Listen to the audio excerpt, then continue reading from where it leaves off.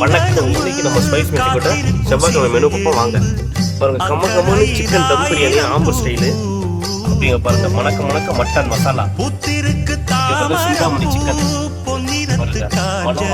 Chicken liver, Kerala fish curry பாருங்க.